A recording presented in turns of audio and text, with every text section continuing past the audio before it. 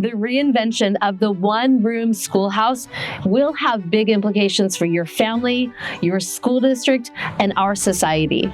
Today, I had the opportunity to interview Rhonda Fonseca, a school teacher of 20 years who decided to open her small, own private school as a microschool for struggling middle school students on the island of Maui in Hawaii. Join me as we listen to her story and then discuss overall the phenomenon of microschooling in the United States and around the world as it gains traction. This is Lectures on Learning, and I'm your host, Heather Clayton-Staker.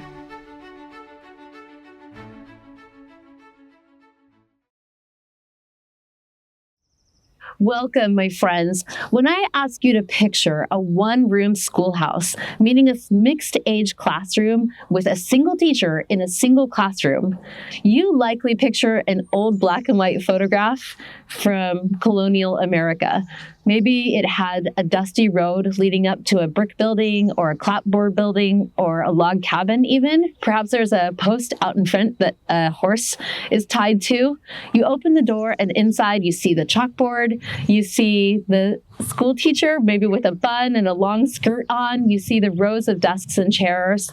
That is the quintessential, iconic one-room schoolhouse that we're familiar with because it was the predominant way that K-12 children experienced learning and went to school. It was the main model for classrooms for a long time, really until the Industrial Revolution and the exposure to the Prussian model and the factory model that our schools are more based on today.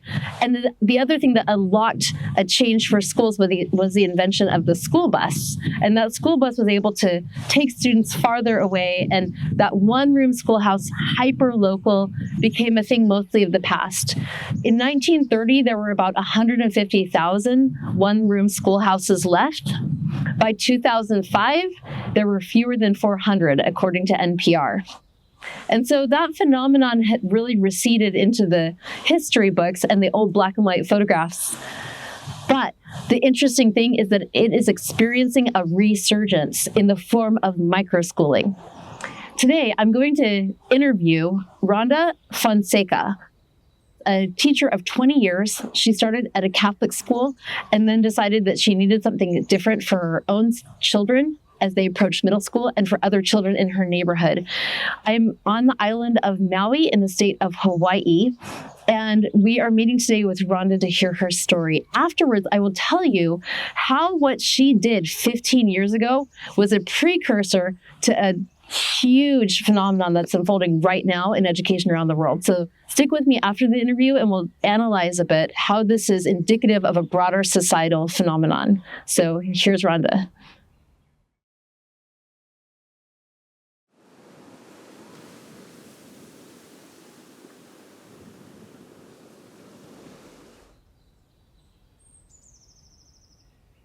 Rhonda, it's so good to meet you. Thank you for your time today. You're welcome. It's really a pleasure to meet you.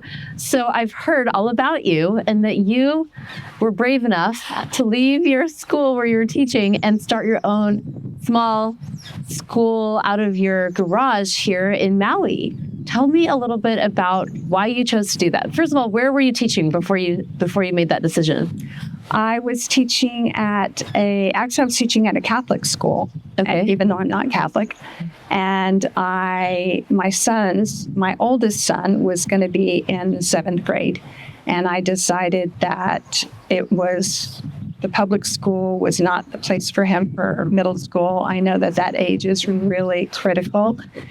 And I had several other parents leaving at the elementary school and wanting to have an alternative for their child or the middle school years. So they were telling me all the time, asking me, can you do it? Can you do it? And I thought, well, I'm a certified teacher. I can do it. What grade were you teaching at the Catholic school? 6th grade. And did you have a specialty in what you were?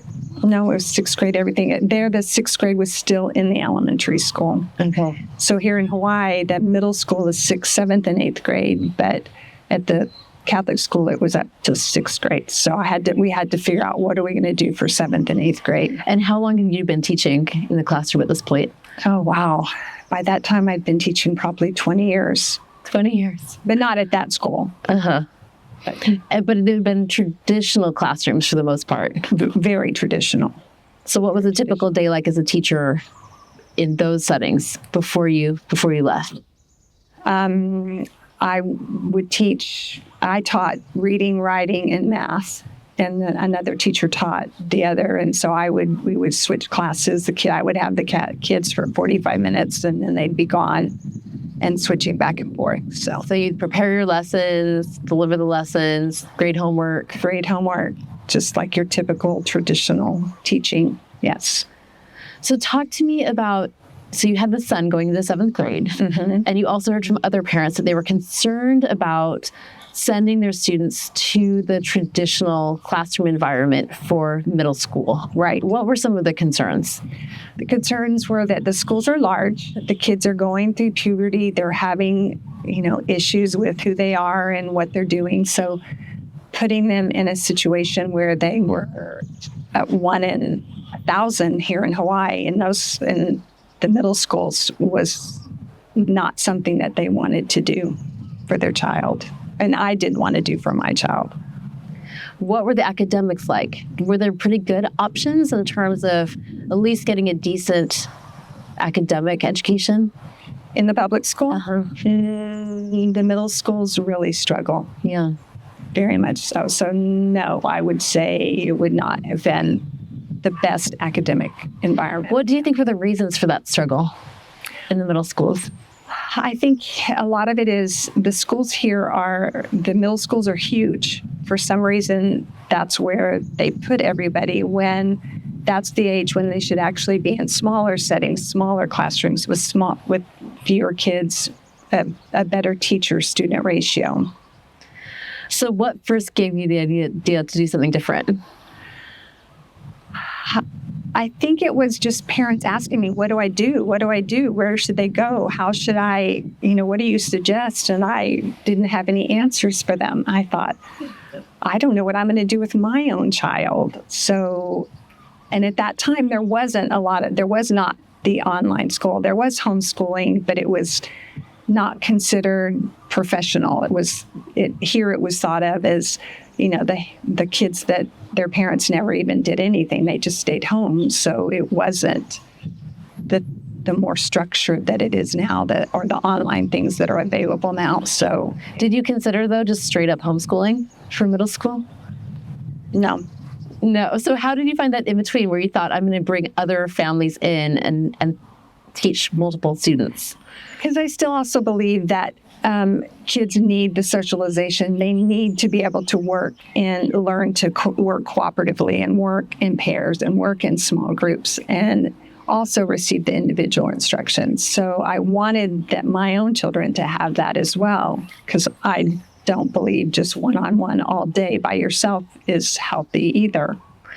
So you thought, did it just come to you? You just thought, I'm going to start my own small school. I just was like, okay, I can do this. I can do it.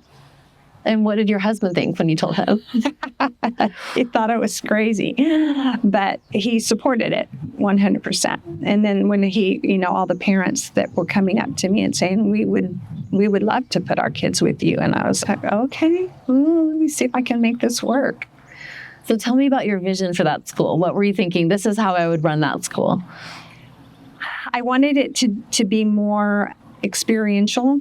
I think that's super important. And so I thought, what can I do where the kids, everything that I do is real life or can apply to real life, and I can give them more. So I did major academics in the morning for 2 hours, and then I did project-based learning. We went on hikes.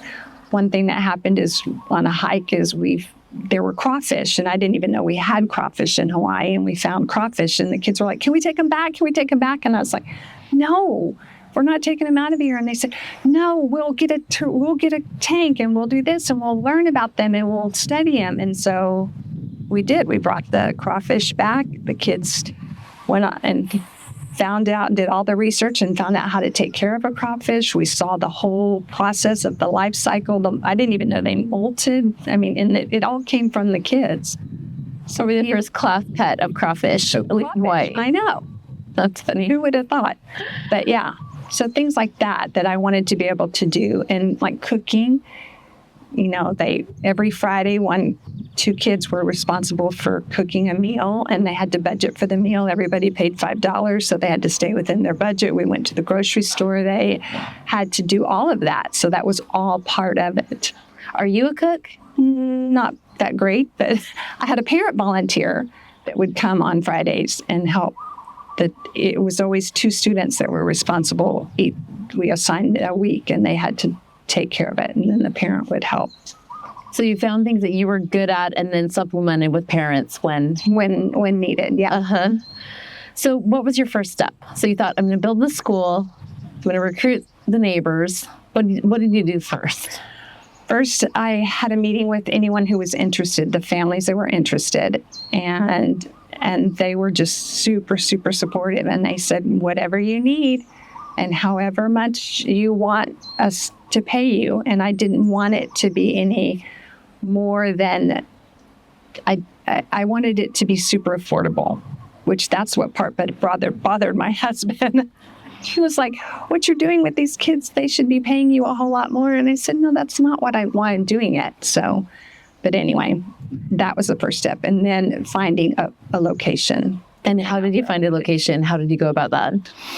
I just started asking around if anyone knew of any place that was available. And one of the parents whose daughter they wanted in my class kind of got on her. She's a mortgage broker. And so she found somewhat inexpensive place to rent we went and checked it out, and it was a great spot. What was it? It was a house? It was a house. Okay. And so what were you looking for in that space? One very large room for sure was basically what I wanted. One very large room. And then the first one, we had it downstairs as well. And then how did you arrange the furniture in that large room? I just bought a bunch of tables at Costco and chairs, and they had tables. And I bought a whiteboard, a giant whiteboard, and put it up.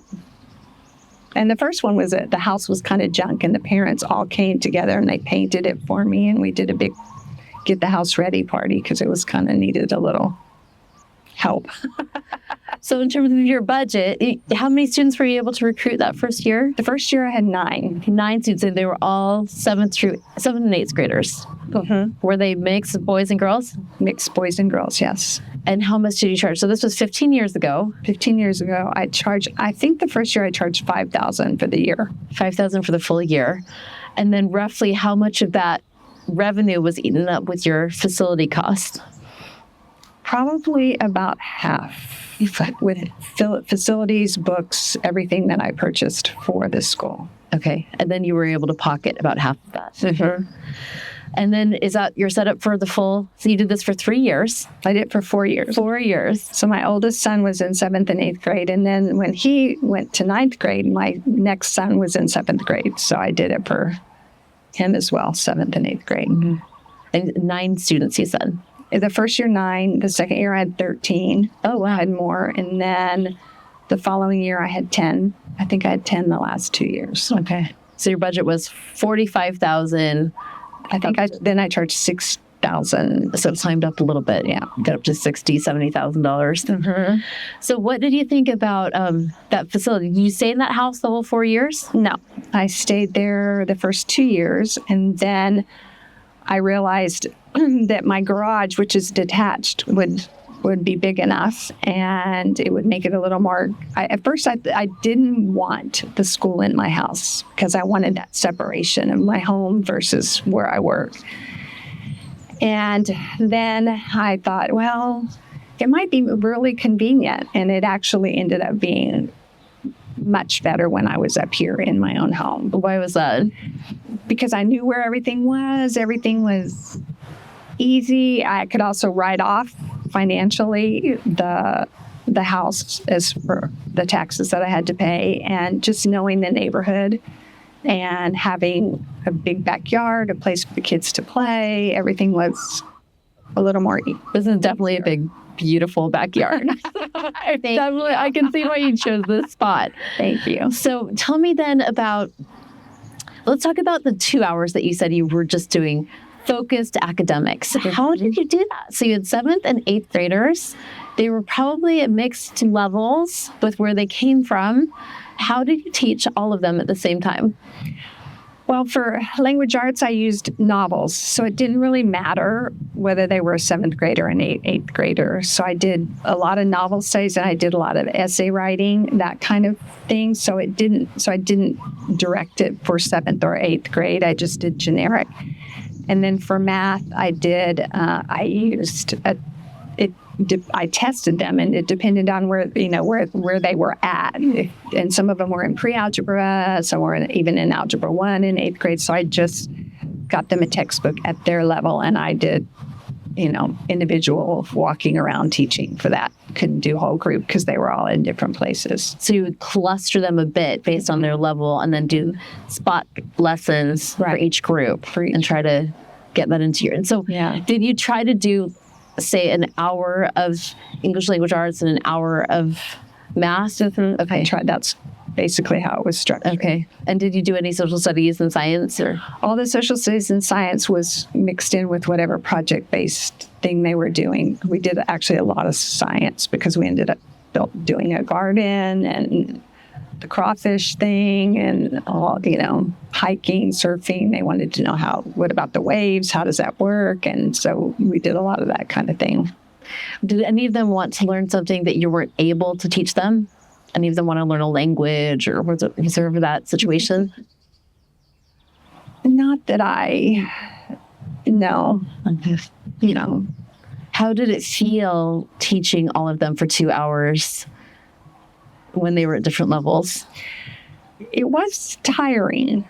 It was. But the kids that were in there were very motivated kids. I didn't have a lot of issues with not wanting to do anything. So that part was easy, I would say. But it was, just like when you have a full classroom in every different level, you're spread pretty thin. But it was easier with 10 versus 20 or 25 in a regular classroom. What do you do to differentiate so successfully? So you said that you relied on those formative assessments to figure out what level to put them in. Mm-hmm. Were there other strategies that you used to differentiate? Well, I knew most of the kids because I taught a lot of them already, so I was aware of where they were. I did have them do standardized testing when they were with me, so we did do that. And then I just would use whatever, testing materials that I had, that I had to get stuff online, actually, a lot of the stuff. Did you ever sleep? I did. I loved it, though. Yeah. Because it seems like putting together your lessons and then it was hard. Differentiating for each of them and then planning these interesting projects. And then, but with project-based learning, if you do all the setup, the kids are the ones that are doing the work. You're just providing the outline and the method. Here's how you go about finding that information. Mm-hmm. So that's the part I loved. Were there any individuals whose lives you felt you could see were changed for the better as a result of coming to your small middle school? What did you call it? It was the Achievement Academy. The Achievement Academy. Did you see any grand achievement as a result of coming to the Achievement Academy, or any just more social, emotional well-being that was the result of it? I did. I had one child in particular whose parents were going through a really bad divorce. She was super emotional, had several issues with her father, and things were difficult for her. So it was nice for her to be in that small supportive group. She was, but she ended up, and she was a runner. And so we did cross country. So she was still able to participate in cross country and do that kind of thing. How was she able to do that? They allowed us to participate. Okay. So she would leave after school, after Achievement Academy, and go to the middle school cross country team. Mm-hmm. And that worked out with the schedule okay? It worked out fine. So you felt like how was it supportive for her? What were you able to do with her that you weren't able to do at the Catholic school with a larger group? Well, because she would often just break into tears and would need to be, put off on her own, or one of her parents would text her at school, and then she would have a little meltdown. And so she was able to have that time where she needed to collect herself. And then the kids in there were like brothers and sisters. Like they would harass each other and tease each other and also be there for each other. So you talk about this brother and sister rapport. What was it about that group that allowed for that rapport that you weren't able to see in your 20 years prior in a more traditional classroom environment? I think in a more traditional, you're confined to what you can say, how, you have to get this done in this amount of time. And in your own, you can structure it, or if something comes up, you can stop everything and have a little mini therapy session as a group and offer that to each other. Whereas you can't do that in the regular classroom. You're more beholden to the clock and to getting things done, and like I said, what you can say and what's okay and what's not okay to say. So, yeah. What advice would you have to another adult who wanted to set up a micro school and wasn't particularly confident in their ability to be that support? How do you become like that, the person that knows what to say and how to host the mini therapy session? Was that intuitive to you, or did you learn? I think it's intuitive as a parent. And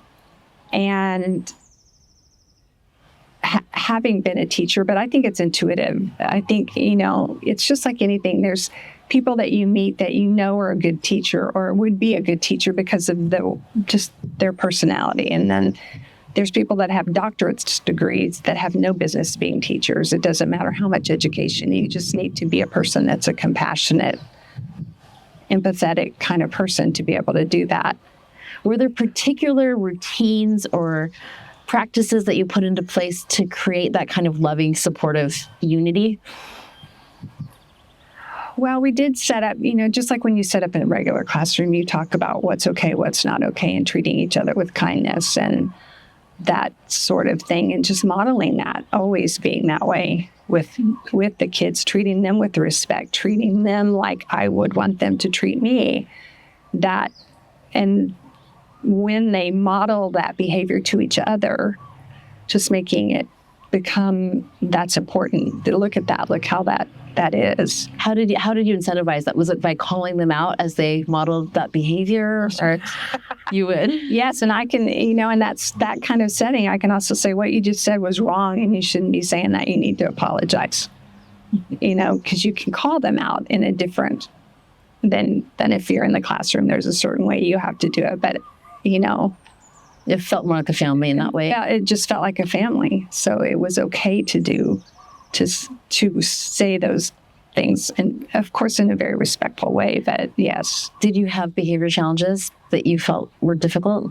In my last year, I did, because I allowed a child to come to the school that I didn't know. Typically, I knew or somebody else knew them, but someone had heard about the school and had asked for their child to come in, and it was a challenge. Did you endure the whole year, or did you part ways? I did have to part ways, actually. You did, yeah. Just wasn't a fit. It just didn't work. So do you think pre-screening is a crucial part of the method? You have to sort of make sure it's a good fit with each student and family? I do. I think that's important. And just knowing that if it doesn't work, that it's okay to part ways. Say it's not a fit. Yeah, that was actually the hardest thing. I really struggled with that because I wanted to help this child. Let's talk about the project-based learning. And so where did you come up with your ideas? You're not even going to believe this. At the time, The Apprentice was on. With Donald Trump. With Donald Trump. It was my favorite show. I loved watching that because that's something I love to do is like, how do you come up with this marketing scheme for this? And so I watched it and I thought, oh my gosh, those are fun. Those would be great ideas. So You stole your ideas from The Apprentice and Donald Trump. A lot of them from The Apprentice. And then we set up this whole thing in the class where there was a competition. No one got voted out. There was no, you're fired. You're fired. I did set up the point system to, for all the little projects that we did. But we did things like, I put different random products on a piece of paper and they had to pull a name and then they had to come and go and make a commercial for it and come up with a song and a jingle and, do the whole thing. And then we rated it and they got a certain amount of points if they did well with it. That is wonderful. I've never heard that answer before. So can you thinking back, were there elements of it that you felt like were less successful than your 20 years in the traditional environment? No. Not one thing. I know. I'm trying to think. What do you miss about it then? So you're now back in a traditional setting. After 4 years, you went back. You wanted the retirement pension. I had to do it per retirement. For the pension. So what do you miss then? I miss the flexibility of being able to do on-the-spot thinking and, like the crawfish, something like that happens and you can just immediately turn it into something without having to pre-plan. It comes from the kids. It comes from them. I miss that. One year we did a field trip, and our field trip was to go to the mainland, and we did Yellowstone, and we did Yosemite, and we did Grand Tetons. We did a national park tour, and just having that ability to have them experience that. Kids in here had never seen snow. So, so many of them saw snow for the first time with us. Just that flexibility and that spontaneity of being able to do that. What advice do you have for another teacher or parent that wanted to start this kind of it's almost a neighborhood co-op in the way the parents helped you, but it's also a micro school in the sense that it really was one teacher, mixed age cohort, and you were able to run that one-room schoolhouse. What advice do you have?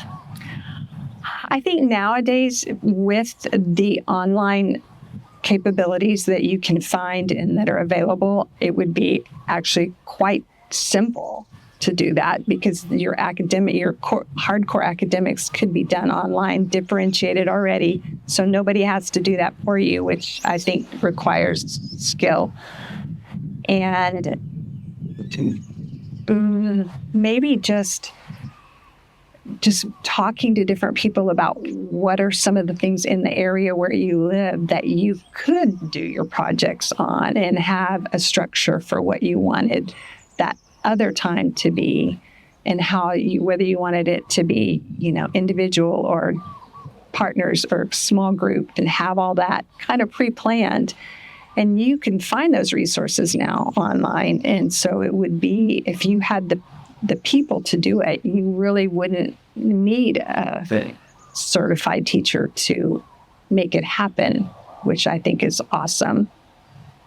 It's fascinating to me that in the modern, what we call flex micro schools that are using the software for the academics in the morning and then spending the rest of the afternoon out in the sun climbing Haleakala, right? That they spent 2 hours, they are spending 2 hours also on core academics, roughly speaking. So it's interesting that you, in the analog environment, found that was about the time you needed to really hit it. Because with project-based learning, they have to have certain skills to be able then to go and do that project. So you do have to have core teaching. So I agree, core teaching still needs to be done, but I think 2 hours that's all I did. And then the rest, they were still learning, but they were learning doing their own thing and coming from them and doing what they love. And it was fun. The one thing my son said when he went to high school was like, Mom, this is awful. It's so boring. And that was so hard for him to make that transition to public school after I stopped, because he thought learning was fun, which is what it should be. And in a situation like that, it can be fun. it should be fun. Looking back on it now, what are you most grateful for from that experience? I'm grateful for the time that I was able to have with those kids, my kids as well, and the creativity. And I can use some of that in my classroom now, but not nearly to the extent that and when I did it, I was like, oh, I'm so exhausted. I can't wait to go back to public schools and not have to work so hard. And then I was like, oh, but I really do. But still, it was a very, very,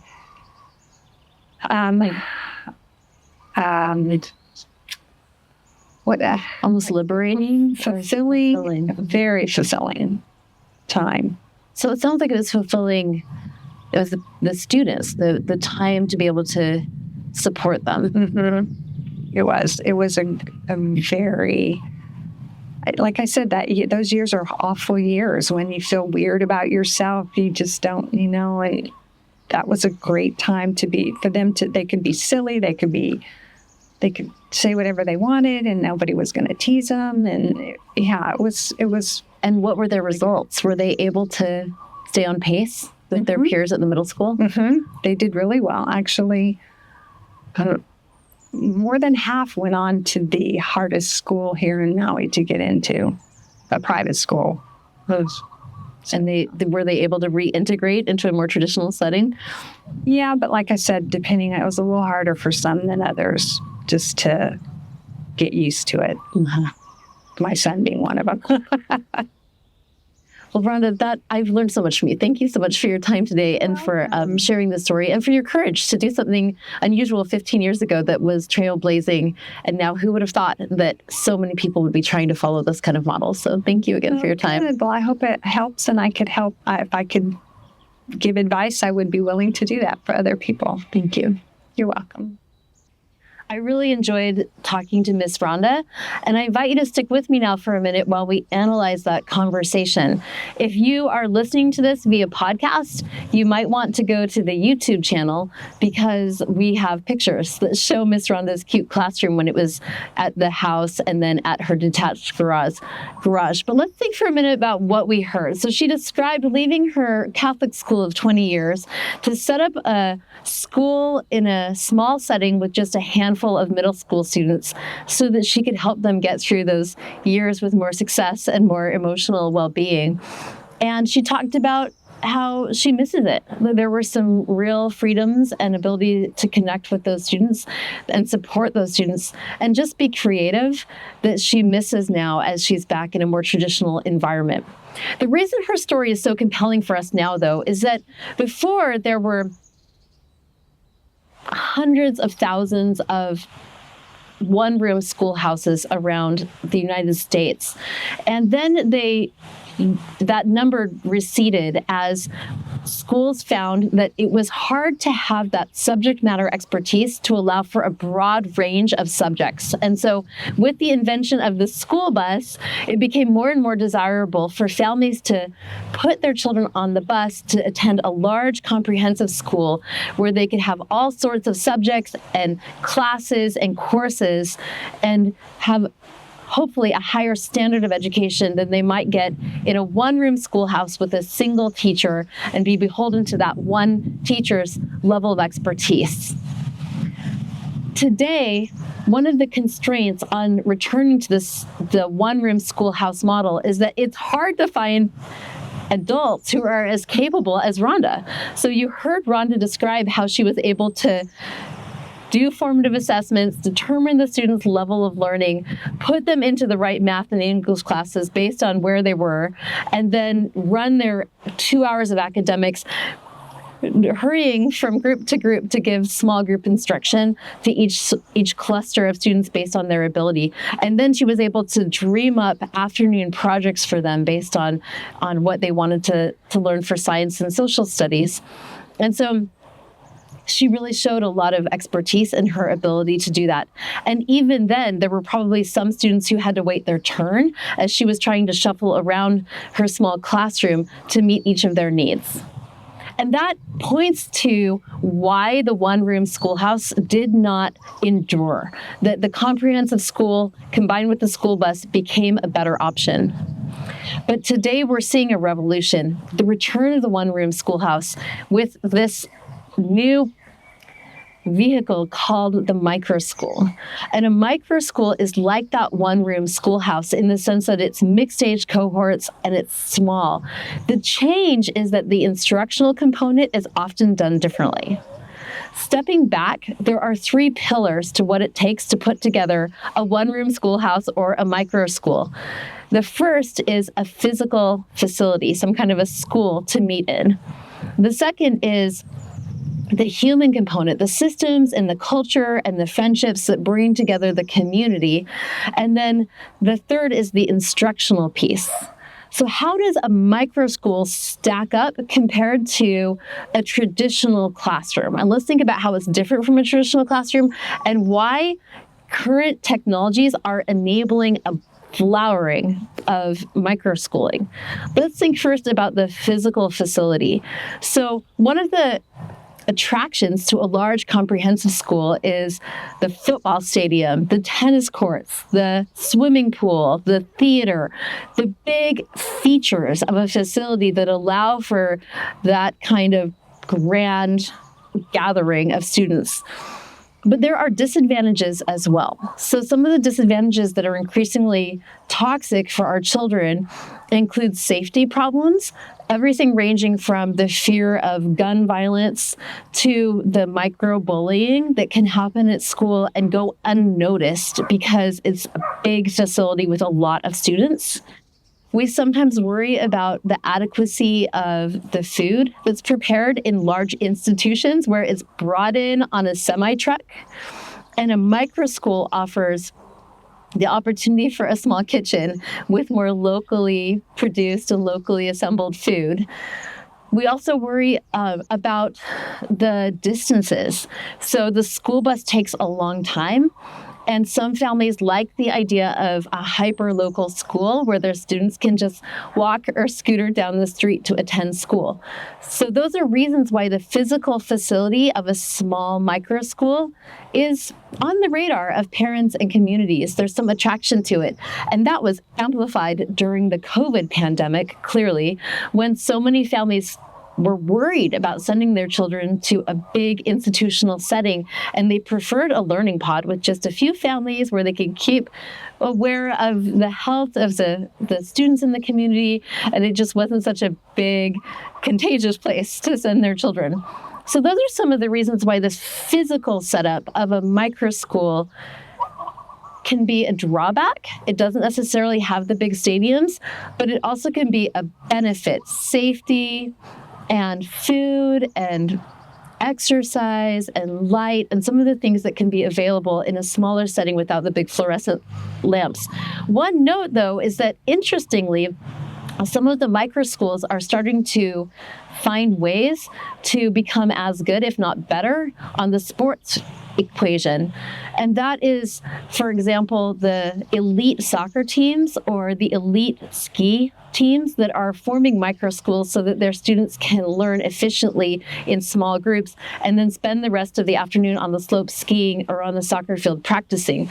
So we're actually seeing some examples of sports becoming even better among micro school students because they have more time. And so they'll spend a few hours doing their academics and then the rest of the day is spent on their Olympic level sport. And that's an interesting thing to watch when it comes to that pro and con with micro schooling. The second pillar of micro schooling and one-room schoolhouses is the human connection.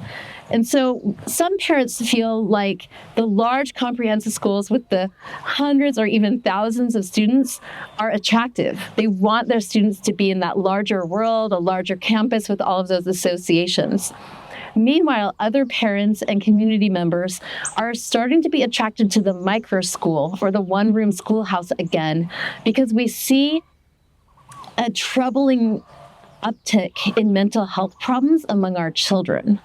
And we suspect and observe that children that are in tighter family-like communities that put a priority on relationships and support offer something beneficial that our comprehensive large schools struggle to replicate. I talked to a superintendent from back in the day at Georgetown ISD in Texas, who spent a couple of days simply shadowing one of his students when he was new to the job and he wanted to see what it was like. And he said it was terrifying to see how long that student went without being recognized and with no one talking to him. And sadly, we know that that's all too common in many of our larger schools. And so the attraction to these smaller environments is the intimacy of a smaller group that really you can't go unnoticed, and the support is there. And so I wonder if, despite the potential drawback for some people of not having as huge of a community, if the benefit of having real community might outweigh the drawback. And then the third ingredient or pillar for a micro school or one-room schoolhouse is the instructional piece itself. So learning the curriculum, being taught the curriculum. And that really was the most difficult part of trying to use one-room schoolhouses indefinitely to educate the world, is that finding a superhuman teacher who could go into that one-room schoolhouse and attend to the varying levels, academic abilities of the mixed age cohorts ranging from, often cases, from 6-year-old up to 18-year-olds was a hard task, really an impossible task. And so when the school bus was invented and we had the option of sending students to places where there could be a lot of teachers and more levels, it made a lot of sense. The big change today is the disruptive innovation of online learning and AI-powered adaptive software. With the advent of that technology, we now have a way for students to learn at the right level for them in a highly personalized way, even in a mixed age cohort. And that is revolutionary.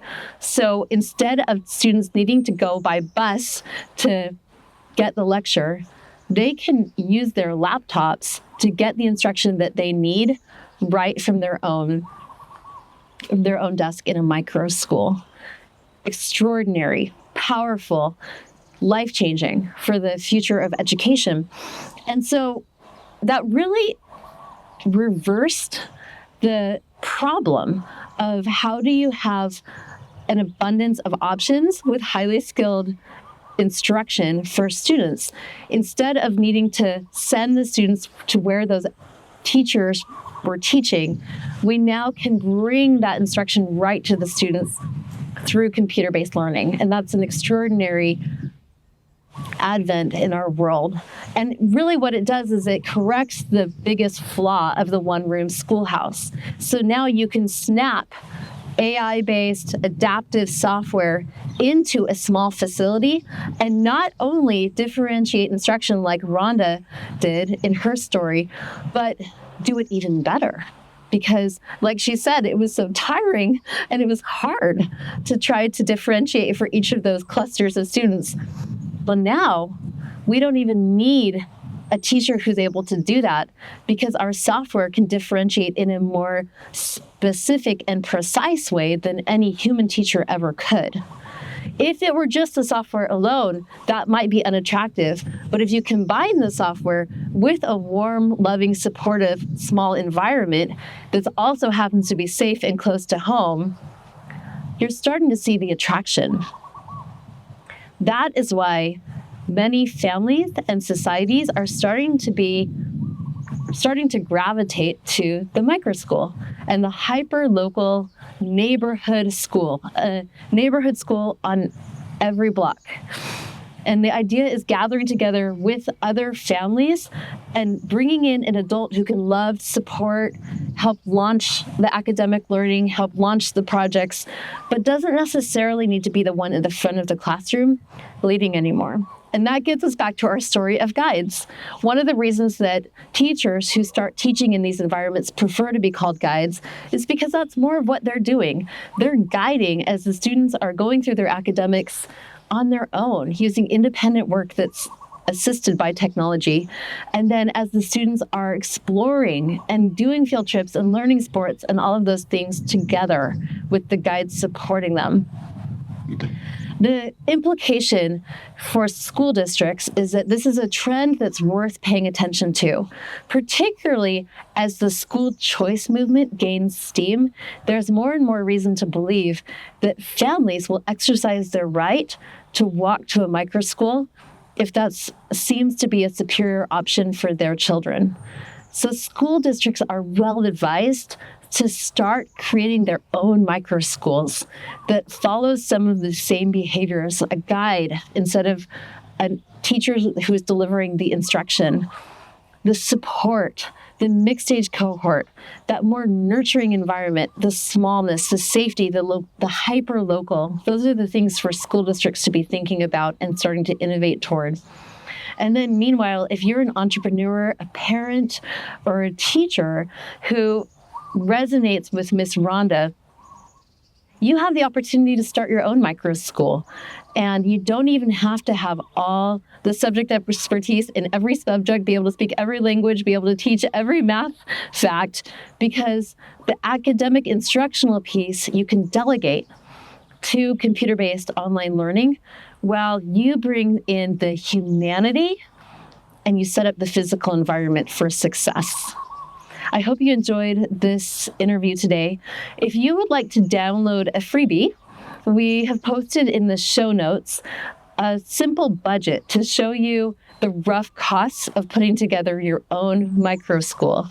So go to the show notes and feel free to download that and get a sense of the income potential that could be yours if you were to start a micro school, or if you were in a district and were thinking about disrupting yourself by setting up some learning pods or micro schools, the type of budget that it would take. And that's the lecture on learning for today. Thank you so much for joining me. I'll see you next time.